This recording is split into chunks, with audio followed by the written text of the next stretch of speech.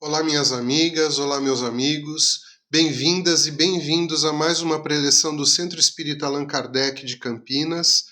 Para darmos início à nossa atividade, convido a todos para uma prece, elevando os nossos pensamentos a Deus, nosso Pai, a Jesus, nosso Mestre e amigo maior, aos nossos bons amigos da espiritualidade, rogando neste momento que estejamos todos de mentes e corações abertos para o entendimento e o acolhimento dos ensinamentos desta nossa atividade.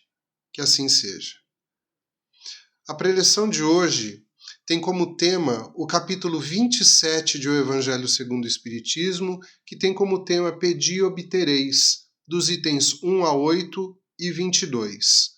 O objetivo principal deste capítulo é nos instruir e orientar sobre a prece, essa forma tão especial de entrarmos em contato mental e afetivo com o Pai Criador, com os espíritos amigos, protetores e também com nossos entes queridos, que já se encontram do outro lado da vida.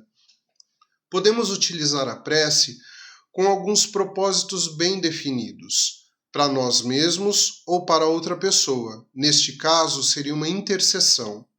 Dentre os propósitos temos o agradecimento ou dar graças pela vida, pela proteção, pela boa companhia, por um sucesso alcançado, pela solução de um problema ou até mesmo por uma cura.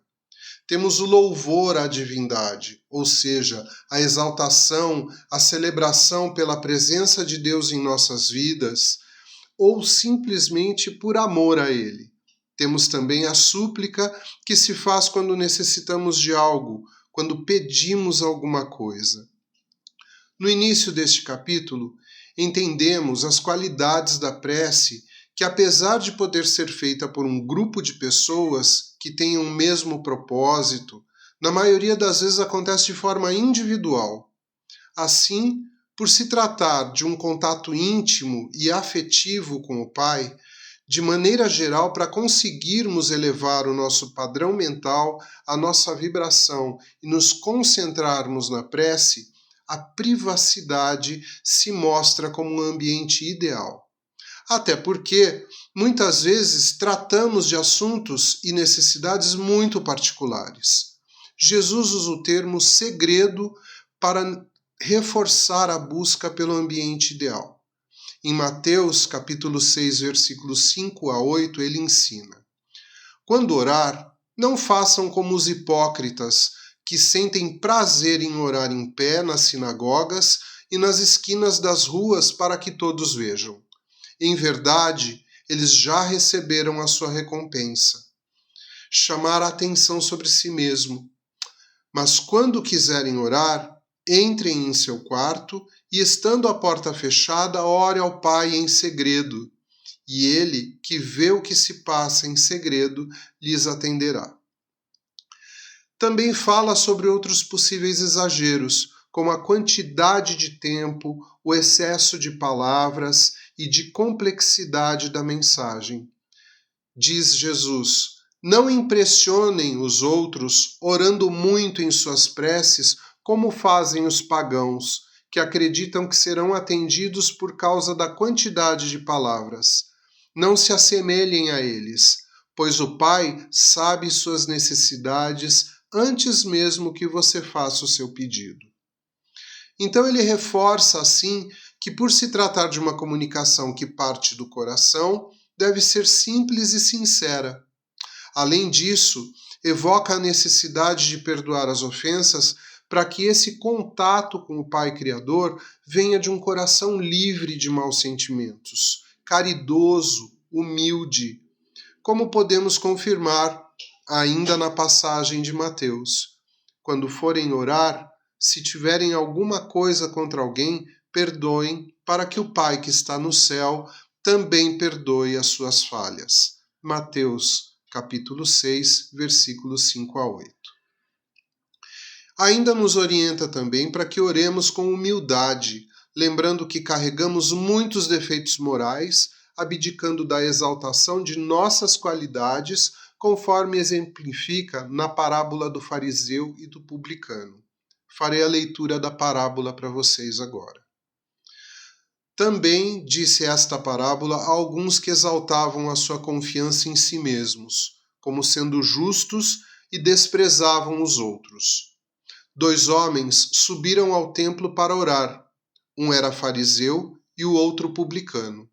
O fariseu, conservando-se de pé, orava assim consigo mesmo: Meu Deus, rendo-vos graças por não ser como os outros homens, que são ladrões, injustos e adúlteros, nem mesmo como esse publicano. Jejuo 2 vezes na semana, dou o dízimo de tudo o que possuo. O publicano, ao contrário, conservando-se afastado, não ousava sequer erguer os olhos ao céu, mas batia no peito dizendo: Meu Deus, tem piedade de mim, que sou um pecador. Declaro que este voltou para sua casa justificado, e o outro não, porquanto aquele que se eleva será rebaixado, e aquele que se humilha será elevado. Essa parábola está em Lucas, capítulo 18, versículos de 9 a 14. No tópico seguinte do Evangelho, nós temos a eficácia da prece. E ele inicia com uma passagem de Marcos, no capítulo 11, versículo 24. Jesus diz: Seja o que for que pedirem na prece, creiam que o obterão e lhes será concedido. Mas será mesmo assim? Para que pedir se Deus já conhece todas as nossas necessidades? E se pedirmos algo que diz respeito às leis divinas? Obteremos mesmo assim? Essas questões nos auxiliam a entender um pouco melhor alguns importantes mecanismos ligados à nossa evolução espiritual e, assim considerando, nos reconhecermos como seres inteligentes e desejantes. O escritor Guimarães Rosa nos trouxe uma célebre frase que diz que o homem satisfeito dorme. Assim, movidos pela insatisfação e pelo desejo, buscamos aquilo que acreditamos que nos trará felicidade. No cerne deste processo se encontra a educação do livre-arbítrio, vivendo escolhas ora certas, ora erradas. Deus nos oferta, portanto, a possibilidade de atuar nas variadas situações de nossas vidas, tendo sucessos e frustrações que lapidam o nosso espírito, além de aprendermos que não há fatalidade, mas consequência. Entendemos, então, que não estamos numa condição passiva diante das fatalidades. Aprendemos e reaprendemos ao longo das vidas anteriores e das próximas, a criar as alternativas para sempre melhorar nossas condições enquanto humanidade. As frustrações e o sofrimento, nesse caso, significam um necessário incentivo para o nosso progresso e, posteriormente, a felicidade. Num filme norte-americano de título O Todo-Poderoso, o protagonista é um homem comum que troca de posição com Deus. Numa das cenas, não conseguindo mais administrar os pedidos que lhe chegavam, ele decide atender instantaneamente a todos. Em questão de pouco tempo, uma grande confusão está acontecendo no mundo. Então, será que sabemos pedir o que realmente precisamos?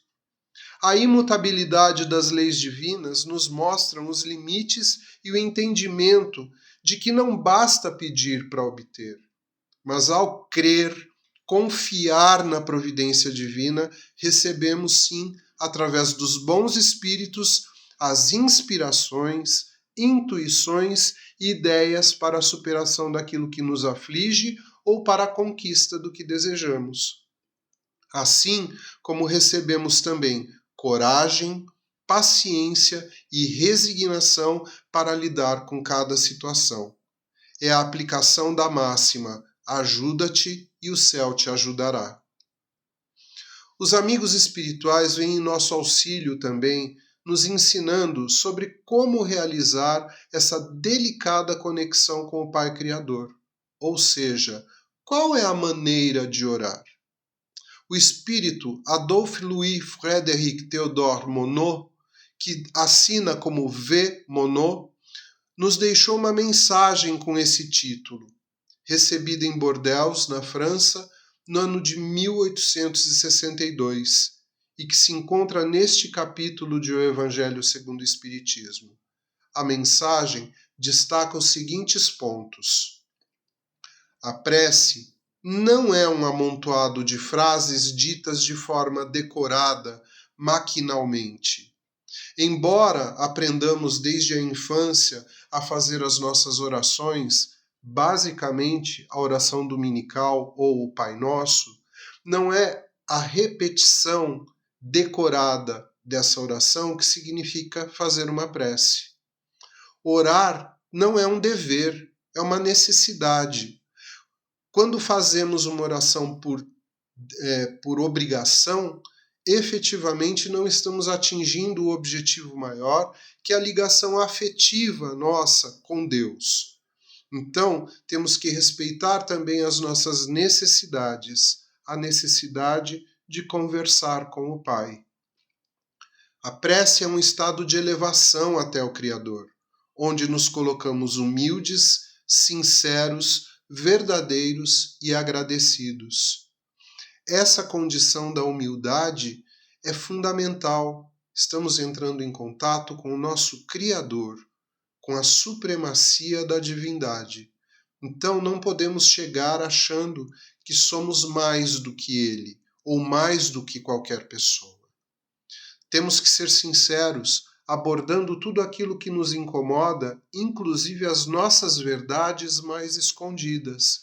É delas, normalmente, que queremos tratar, porque são elas que, na maioria das vezes, nos conduzem aos nossos problemas. Ser verdadeiro, ser agradecido, porque tudo o que acontece em nossas vidas, que são benefícios, estão nos auxiliando a sermos pessoas melhores. Orar é um ato de súplica por amparo, por indulgência e por misericórdia. Não somos perfeitos. Cometemos erros todos os dias, muitas vezes erros por pensamentos, e nesse caso contamos com o perdão do nosso Pai. A prece nos permite irradiar o bem, o amor, a esperança, o melhor de nós, e isso também é uma forma de contato com Deus. É muito importante que saibamos que todas as vezes que fazemos um ato de caridade, um ato de amor ao próximo, estamos dedicando ao nosso Pai Criador aquilo que Jesus nos ensinou de amar ao próximo como a si mesmo. Não há melhor forma de estabelecermos essa ligação com o plano maior, com os mentores espirituais e com o nosso Pai, do que fazendo aquilo que Ele nos ensinou. Orar é um ato de contrição, quando reconhecemos as nossas falhas, ainda que apenas por pensamento, e pedimos perdão pelo erro cometido. Força para não errar de novo e coragem para a devida reparação. A reparação é uma necessidade. Seja nesta encarnação ainda ou em outras que virão, teremos de qualquer forma que reparar os nossos erros, principalmente aqueles que de forma muito grave atingirem o nosso próximo. Existem também erros mais comuns, mais simples, erros que cometemos no nosso dia a dia, às vezes como um mau pensamento a respeito de alguém, um mau querer, e esses também requerem a nossa reparação, a nossa tomada de consciência e a nossa intenção de melhorar e de reparar, de consertar o mal que foi cometido. Nossas boas atitudes podem ser tomadas também como uma prece, quando as reconhecemos e agradecemos pela oportunidade de termos sido instrumentos para sua realização. Por vezes, realizamos boas atitudes que às vezes não percebemos. E quando percebemos, diferente de tomarmos para nós o mérito daquilo que foi feito, devemos colocar o mérito no lugar correto. Deus nos oferece sempre oportunidade para experimentarmos o melhor de nós, para colocarmos em ação o melhor de nós. E a Ele temos que agradecer essas oportunidades. A prece para agradecer pelos nossos momentos de felicidade e realização é um ato de reconhecimento e de humildade, de consciência da presença do nosso Pai Criador em nossas vidas sempre. Monod ainda destaca alguns alertas sobre nossas falsas crenças em relação ao ato de orar. Então diz ele, é inútil pedir a abreviação das provas ou a conquista de bens materiais. Devemos conscientemente pedir aquilo que realmente precisamos para suportar ou conquistar aquilo que desejamos. Paciência, resignação e fé. A jornada não é fácil. Na maioria das vezes, estamos provando que aprendemos alguma coisa. Os momentos de felicidade às vezes são muito rápidos, breves, fugidios. Isso significa que estamos lidando com essa existência da maneira como é esperada. Afinal, estamos num mundo de expiação e provas. Então, é muito importante que tenhamos em mente que aquilo que nós verdadeiramente precisamos para atravessar esta jornada encarnados é sabedoria, prontidão para o bem, prontidão para o amor. E no caso das dificuldades, como Monod bem afirma, paciência, resignação e fé. No fundo da nossa consciência, sabemos que a origem dos nossos sofrimentos não está nos reveses da vida, ou numa injustiça de Deus. Na verdade, tudo isso se encontra em nós mesmos. Somos os produtores das nossas dificuldades. Somos aqueles que, muitas vezes por teimosia ou por orgulho, insistem no erro. Então é muito importante, na tomada de consciência a respeito disso, na elevação da nossa prece, buscar o nosso pedido de reparação. Ao invés de duvidar, devemos buscar e pedir pela nossa melhora moral. Monod afirma na sua mensagem que nós raramente pedimos nas nossas preces que Deus nos ajude com a nossa melhora moral. Que a gente possa aprender cada vez mais a separar o que é certo do errado. No mundo em que vivemos hoje há muita confusão sobre regras morais, sobre aquilo que pode ou não afetar o meu próximo, prejudicá-lo. Estamos diante de uma enxurrada de informações nas redes sociais e, na maioria das vezes, a nossa noção de julgamento a respeito disso fica deficitária. Então precisamos sim pedir ajuda, buscar uma melhora moral, para escolhermos também melhor aquilo que assistimos, aquilo que compartilhamos. Estar abertos para perceber a ajuda, o amparo divino que nos chega muitas vezes de forma sutil, através de palavras amigas, de intuições, de inspirações ao que o autor chamou de torrente de bênçãos. Então essa torrente de bênçãos, ela continua presente em nossas vidas sempre. Nos chega de formas sutis. Às vezes, numa conversa com uma pessoa conhecida, ela fala algo que nos toca o coração e que chama a nossa atenção para algo que já recebemos, para algo que já percebemos e que já temos condição de fazer diferente. Monod termina a sua mensagem orientando: deveis orar incessantemente, sem que para isso se faça mister, vos recolhais ao vosso oratório ou vos lanceis de joelhos nas praças públicas. A prece pode ser de todos os instantes, sem nenhuma interrupção acarretar aos vossos trabalhos. Dita assim, ela ao contrário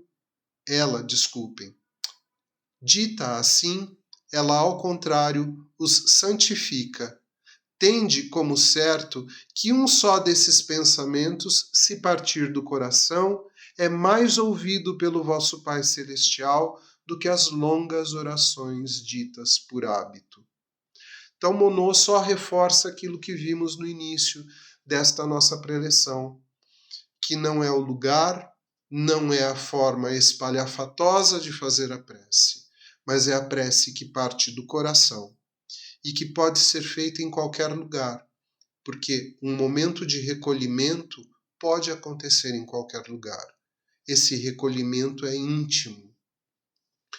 Que nós possamos, a partir desse nosso estudo de hoje, orar com mais desejo, orar com mais vontade, com mais sinceridade, com mais espontaneidade. Deus nos entende como a gente é. Não precisamos falar de uma forma chique, bonita, enfeitada. Ele nos conhece melhor do que ninguém, pois somos criação dele. A mensagem deste capítulo do Evangelho é essa, e agora eu quero convidá-los para fazermos uma vibração para encerrar a nossa atividade de hoje.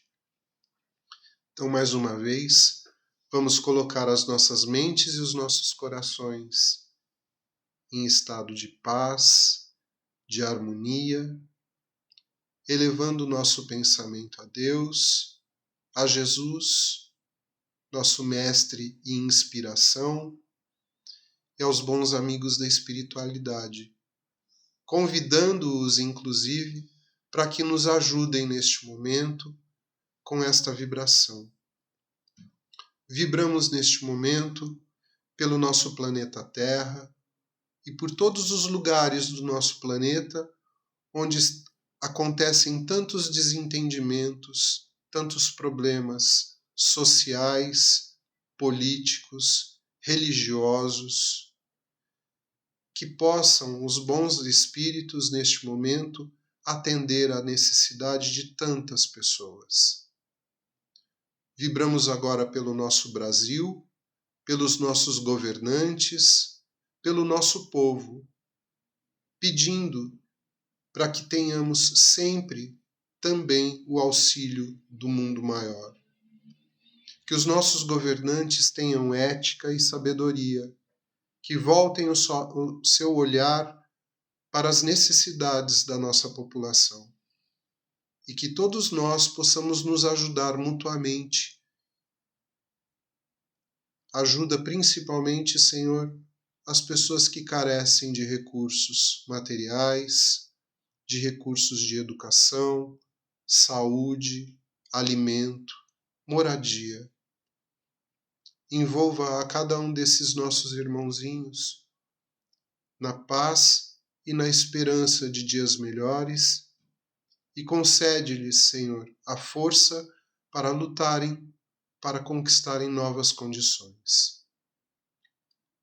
Vibramos também pela nossa cidade, pelos lugares e ambientes que frequentamos, pelas pessoas que conhecemos, envolvendo a todos em muito carinho. Mas vibramos também por aqueles que estão nas ruas, que estão nos hospitais, que estão nas creches, que estão nos asilos e nas cadeias. Somos todos irmãos participando deste momento de encarnação. Que Deus nos conceda nesse momento as suas bênçãos e que todos possamos, hoje e sempre, vibrar fraternidade. Vibramos nesse momento pelo Centro Espírita Allan Kardec, por todos os seus departamentos, por todos os seus frequentadores e por todas as pessoas que acompanham, através das plataformas digitais, as nossas atividades. Que os amigos da espiritualidade levem os bons fluidos a todas essas pessoas, fortalecendo em nós a nossa intenção no bem, no bom e no belo, fortalecendo em nós também a nossa força de trabalho para o Centro Espírita Allan Kardec, esta casa que nos concede um espaço físico e virtual para os nossos estudos, para o nosso aprimoramento espiritual e para o auxílio de tantos que necessitam. fica conosco. Jesus orienta os nossos passos, orienta as nossas mentes e os nossos corações, para que sejamos sempre dignos de sermos chamados instrumentos da sua paz. Muito obrigado a todos e a todas pela companhia neste momento da nossa preleção.